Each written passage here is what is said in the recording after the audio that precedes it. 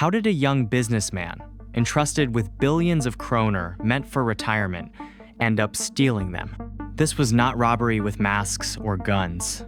It was worse. It was betrayal written into contracts and buried in balance sheets. Thousands of Swedes thought their pensions were safe with Allra. Instead, their futures were drained by hidden fees, offshore transfers, and insider deals.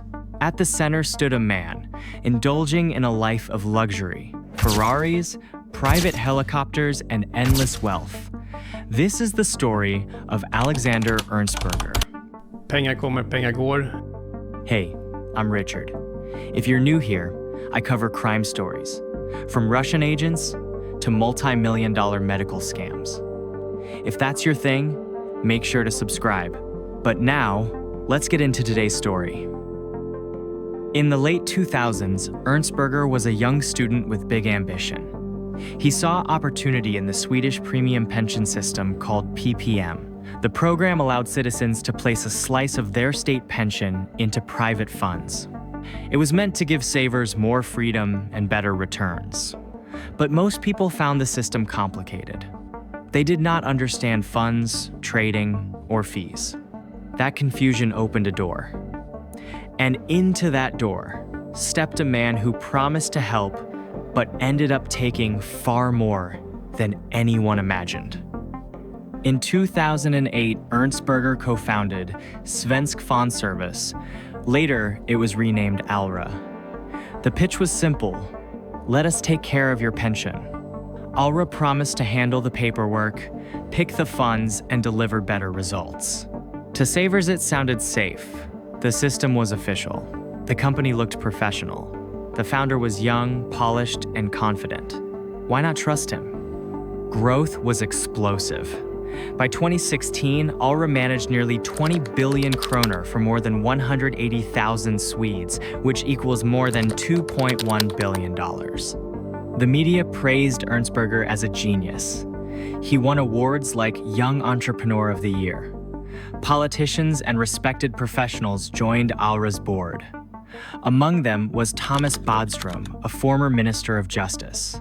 Having a figure like that at the table gave Allra legitimacy. Savers and regulators assumed that if a former Minister of Justice was involved, the company had to be safe. But this safety was only an illusion. Every award, every ad, every politician at the table was part of a story crafted to inspire trust. And that trust became the sharpest weapon of all. Allra's image was polished. Sleek offices opened in Stockholm, Luxembourg, and Dubai. Marketing promised growth, safety, and professionalism. To savers, Allra looked unstoppable. But prestige was only the mask. Behind it, hidden in the balance sheets, lay fees, commissions, and conflicts of interest that soon tore the mask away. Consumers began reporting aggressive cold calls. Salespeople pressured them to move pensions into Allra funds. They saw it as pushy sales, not crime. But those calls were only bait. The real theft was buried inside the investments themselves. In 2012, Allra's funds suddenly spent 430 million kronor of pension money on complex products called warrants. On paper, it looked routine. But the trades went through Oak Capital. Oak was not independent. Its CEO, Ole Markussen, was tied to Allra. The same insiders controlled both sides of the deal. The numbers told the story. Out of 430 million kronor, 170 million was pure overpayment. Where did it go? Investigators discovered that 100 million kronor was used by Oak to buy Allra shares, directly from Ernstberger and his deputy David Persson Rothman. It was pension money, stolen, laundered, and handed back, as if it were legitimate stock purchases. This was not one mistake. It was not sloppy accounting. It was precision theft. Layer after layer of false deals, insider trades, and hidden costs. Every step looked boring on paper. Every step moved money from savers into the pockets of executives. And it did not stop there. Allra charged high fees and commissions that quietly drained savings. Every krona invested meant a cut for insiders. Over time, the losses piled up to millions. This was not one bad deal. It was a system. By 2016, Allra set up a company in Dubai. Officially, it was for trading. Investigators found 150 million kroner was funneled there, only to benefit owners. Dubai was not expansion. It was extraction.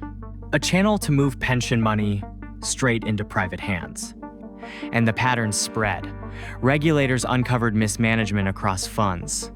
Investments looked impressive on paper, but gave savers nothing. The deeper they dug, the clearer it became. This was not negligence. It was a scheme. While pensions drained, Ernstberger lived like a celebrity. He bought a villa on Lidingö worth 50 million kroner. He filled the garage with sports cars. He bought a helicopter, and on his wrist gleamed a Rolex Daytona. His Ferrari carried the license plate, "De nada. You are welcome." For him, it was victory. For savers, it was betrayal. By early 2017, the heat was on Allra like never before. The media didn't just report news, they uncovered secrets. Joel Dahlberg at Svenska Dagbladet exposed how Allra tricked savers with promises of high returns that turned out to be fake. This was not just bad management. It was a carefully planned scheme to steal from people's retirement money. The shockwaves hit hard. Soon after, the Swedish pensions agency kicked Allra out of the pension system. The biggest pension company for 180,000 Swedes was exposed as a betrayal.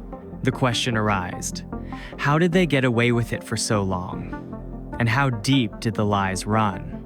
Board members resigned. Politicians fled from the scandal. Even Bodström lost a government position because of his ties. Prosecutors filed charges. The state froze assets.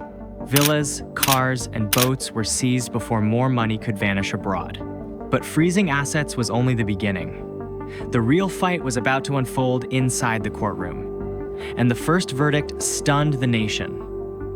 In 2019, the Stockholm District Court trial began. Ernstberger, Rothman, Markusson, and the fund manager faced prosecutors armed with documents, hidden agreements, and emails. Prosecutors said the trades had no purpose except theft. Defense lawyers argued they were legal, if aggressive. The charges were heavy: gross embezzlement, bribery, and accounting fraud. The crimes were calculated, and the courtroom was tense.